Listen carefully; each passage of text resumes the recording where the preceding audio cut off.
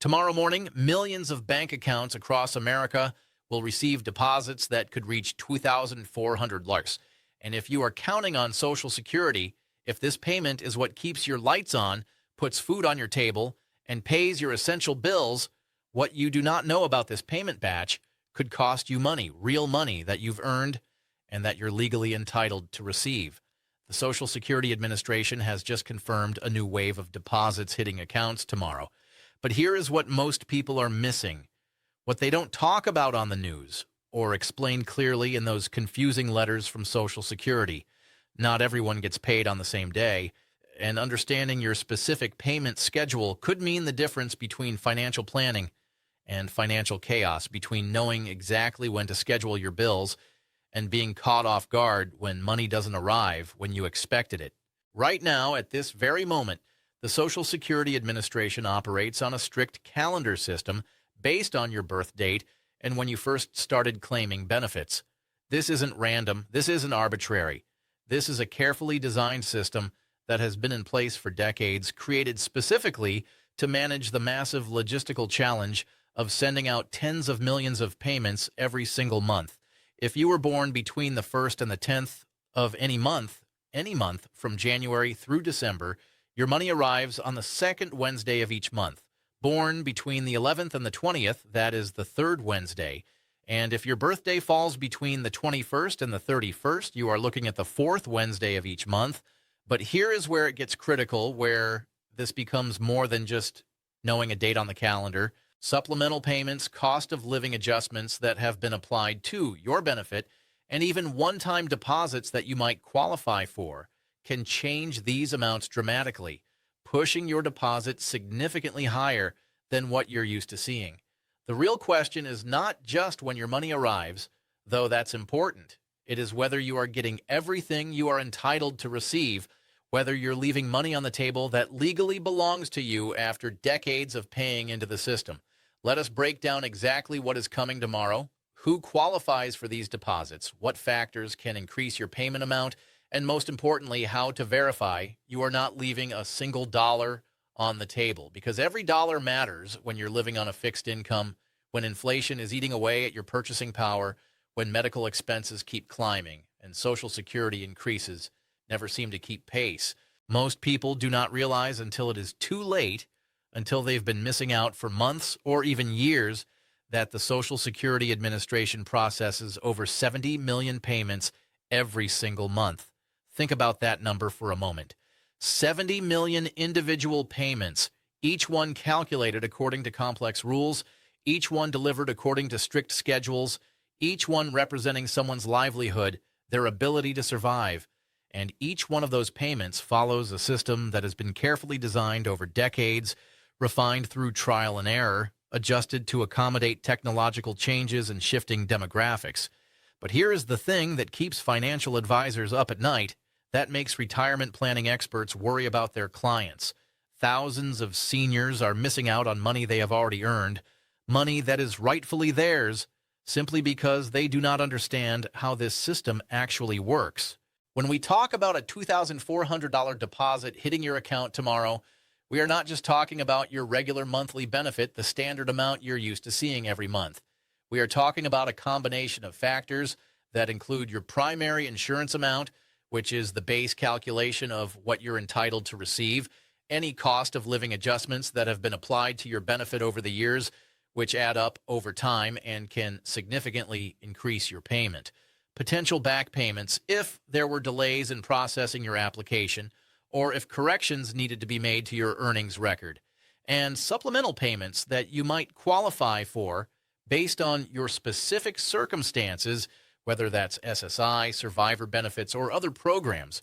Now let us get into the real mechanics of how tomorrow's payment batch actually works, because this is where things get interesting, where you can start to understand not just when your money comes, but why it comes when it does, and what can affect the amount.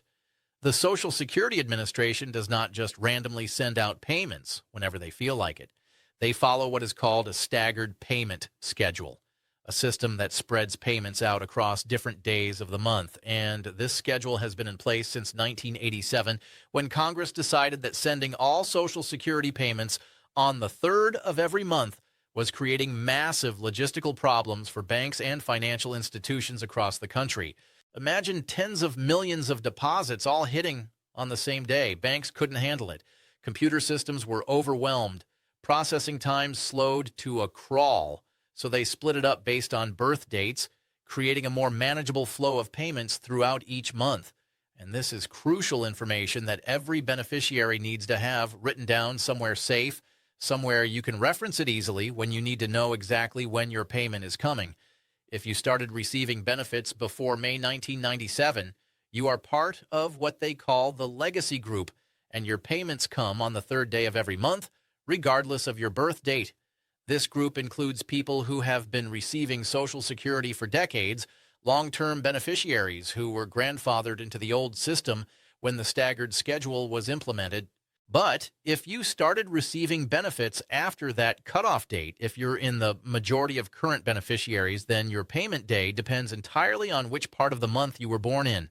Here is where people start getting confused, and honestly, I do not blame them, because the Social Security Administration does not exactly make this information easy to find. It's buried in FAQs on their website. It's mentioned in letters that use confusing government language, and many people never fully understand it until they've been receiving benefits for years. When you look at your birth certificate and see that date, that specific day you were born, that is what determines your payment Wednesday. The second Wednesday of the month belongs to people born between the 1st and the 10th. So if you were born on January 5th, March 8th, or October 2nd, you're in the second Wednesday group. The third Wednesday goes to those born between the 11th and the 20th. And the fourth Wednesday is reserved for anyone born between the 21st and the 31st. But tomorrow's batch is special, different from a typical payment cycle.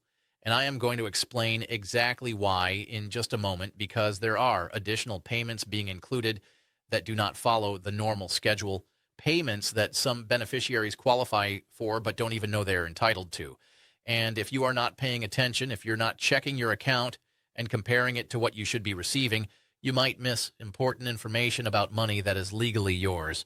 The $2,400 figure that we are talking about is not just pulled out of thin air, not just a random number chosen to get attention.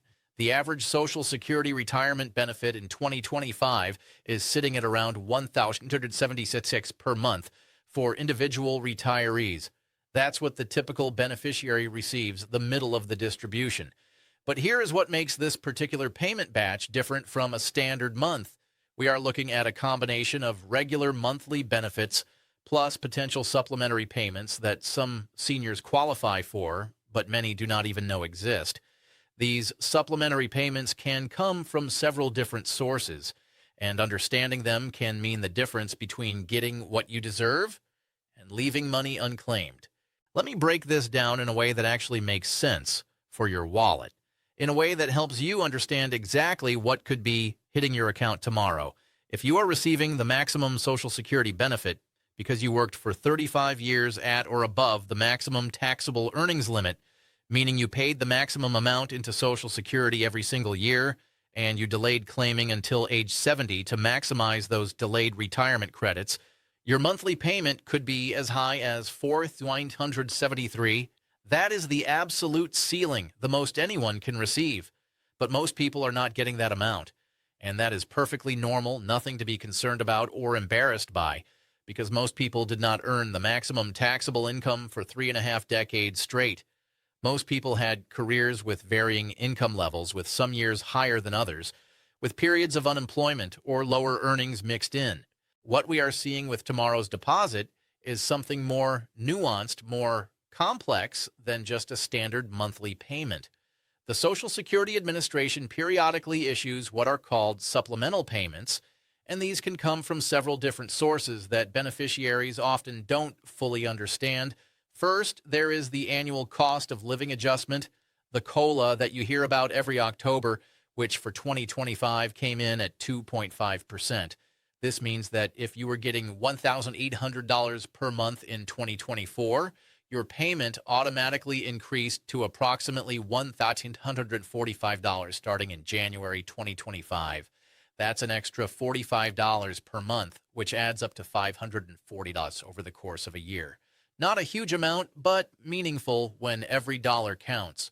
But here is where it gets tricky, where complications arise that the Social Security Administration doesn't always explain clearly.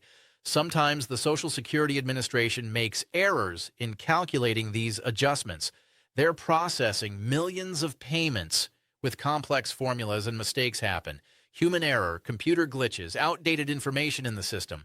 And when they catch these errors, when they discover that your COLA wasn't applied correctly or that your earnings record was wrong, they issue back payments to make up the difference. These back payments can add several hundred or even several $1,000s to your regular monthly deposit, and they usually come without much warning except for a notice in the mail that arrives either right before or right after the money hits your account. Many people see a surprisingly large deposit and don't understand where the extra money came from, don't know if it's legitimate or if there's been some mistake. Another source of additional funds in tomorrow's batch could be related to supplemental security income, commonly known as SSI. Now, SSI is different from regular Social Security retirement benefits, and this distinction is important to understand. SSI is needs-based, meaning it is designed to help people who have limited income and resources regardless of their work history. You don't need to have worked to qualify for SSI. It's based on financial need, and the monthly federal payment for 2025 is around $943 for an individual. If you qualify for both Social Security retirement and SSI, these payments are calculated separately and sometimes arrive in the same deposit, which can make your total monthly income appear much higher than your base Social Security benefit alone. The key thing to understand is that SSI payments actually follow a different schedule than regular Social Security. They typically arrive on the first of the month, but when payment dates fall on weekends or holidays, things get shifted around and multiple payments can end up hitting your account on the same day. This creates confusion for people who see a larger than expected deposit and don't realize it's actually two separate programs paying out at the same time. Let me talk about something that hardly anyone discusses but absolutely should. Something that catches many retirees off guard when tax season arrives: the taxation of Social Security benefits. This is critical information because depending on your total income from all sources, you might have to pay federal income tax on up to 85% of your Social Security benefits. Now, before you panic, before you start worrying that most of your benefit is going to disappear to taxes, understand that this does not mean the government takes 85% of your check. It means that up to 85% of your benefit amount could be considered taxable income when you file your tax return, subject to your regular income tax rate. Here is how it works. The IRS looks at what they call your combined income, which is your adjusted gross income from all sources, plus any non-taxable interest you receive during the year, plus half of your Social Security benefits. They add all of that together to determine your combined income figure. If you are filing as an individual and your combined income is between $25,000 and $34,000, you may have to pay income tax on up to 50% of your benefits. If your combined income exceeds $34,000, up to 85% of your benefits may be taxable. For married couples filing jointly, these thresholds are $32,000 and $44,000, respectively. These are crucial numbers to know when planning your retirement, income, and taxes. Now, let us talk about something that affects thousands of beneficiaries, but rarely gets explained properly, something that can dramatically reduce your expected benefits if you're not aware of it: the windfall elimination provision and the government pension offset. These are two rules that can significantly reduce your Social Security benefits if you also receive a pension from work where you did not pay Social Security taxes, which is common for certain government employees, teachers in some states, and people who worked for employers who opted out of Social Security. The windfall elimination provision can reduce your Social Security benefit by up to half of your pension amount, though there is a maximum reduction limit that gets adjusted annually. The government pension offset primarily affects spousal and survivor benefits, and it reduces those benefits by 2/3 of your government pension amount. These provisions are incredibly complex, filled with exceptions and special cases, and many people do not discover they are affected until they actually apply for benefits and see a much smaller payment than they were expecting based on the Social Security Administration's online calculators. Here is something else that is absolutely essential to understand about tomorrow's payment, something that affects how much you actually receive. The difference between your primary insurance amount and your actual benefit amount. These are not the same thing, and understanding the distinction is crucial. Your primary insurance amount is the benefit you would receive if you claimed Social Security at your full retirement age, which is 67 for anyone born in 1960 or later. But your actual benefit amount depends on when you choose to start claiming, and this decision can have a massive impact on your lifetime benefits. You can claim as early as 62, but if you do, your benefit gets reduced by approximately 30% compared to waiting until your full retirement age. On the flip side, if you delay claiming past your full retirement age, you earn delayed retirement credits that increase your benefit by 8% for each year you wait, up until age 70 when the credits stop accruing. So, someone born in 1960 with a primary insurance amount of $2,000 would only get about $1,400 per month if they claimed at 62, but would get $2,180 per month if they waited until 70. That's a difference of over $1,000 per month for life. This is exactly why some people receiving tomorrow's payment are seeing amounts that seem surprisingly high compared to what others are getting. They are collecting those delayed retirement credits that they earned by waiting to claim benefits. Let me share something that financial experts know, but most regular folks do not, something that can actually work in your favor if you understand how it works. Social Security benefits can continue to increase even after you start receiving them, and not just because of cost of living adjustments. If you are working while receiving Social Security benefits before reaching your full retirement age, there is an earnings test that can temporarily reduce your benefits if you earn more than a certain threshold. For 2025, that threshold is $23,400 for people who will not reach full retirement age during the year. If you earn more than that, the Social Security Administration withholds $1 in benefits for every $2 you earn above the limit. But here is the good news that nobody tells you, the silver lining that makes this less painful than it seems. Those withheld benefits are not gone forever, not taken away permanently.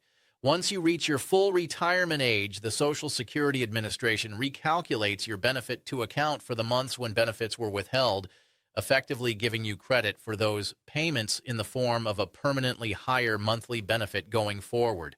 Another factor that can boost your payment, potentially creating a back payment that hits your account unexpectedly, is if the Social Security Administration discovers that your earnings record was incomplete or incorrect. This happens more often than you would think, especially for people who had multiple jobs throughout their career, worked for small businesses that might have had payroll issues or reporting problems, or had name changes due to marriage or divorce that caused administrative confusion in the system.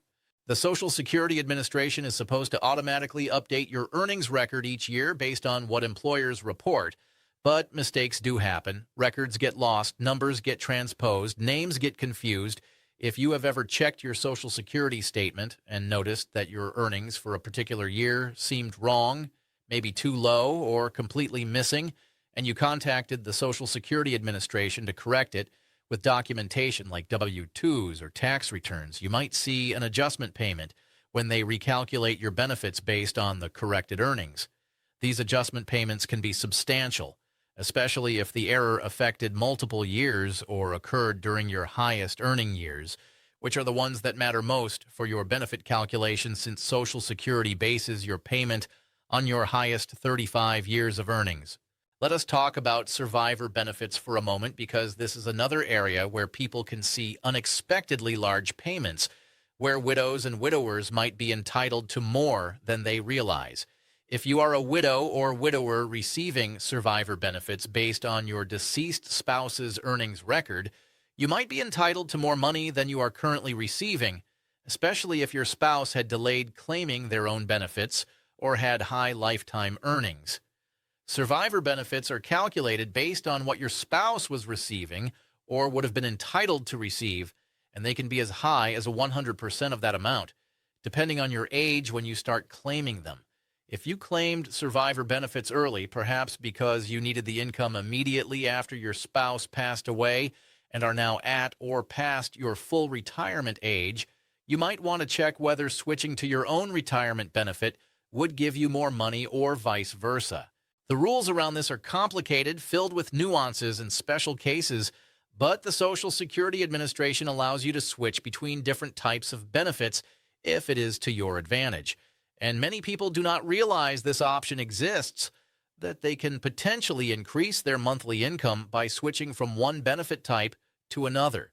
Here is something about Medicare premiums that directly affects your Social Security payment and might explain why your net deposit amount changes from year to year, even when your gross benefit stays the same.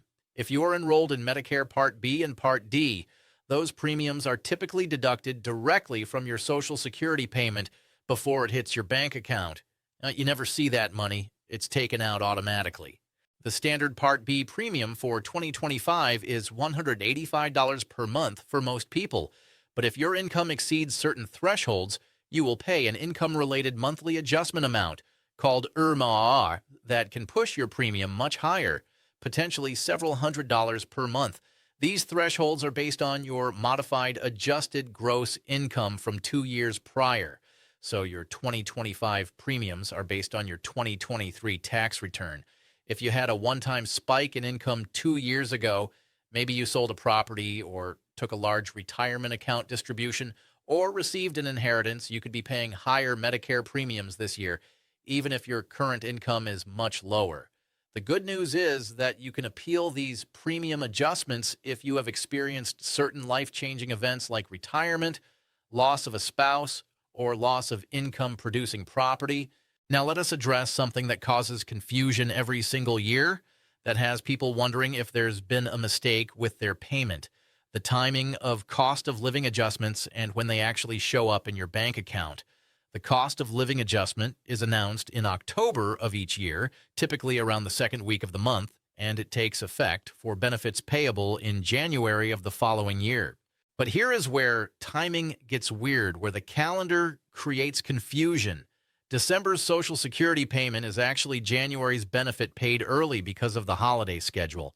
So when you see news about a cost of living adjustment increase taking effect in January, you might actually see that increase in your December payment depending on your payment schedule.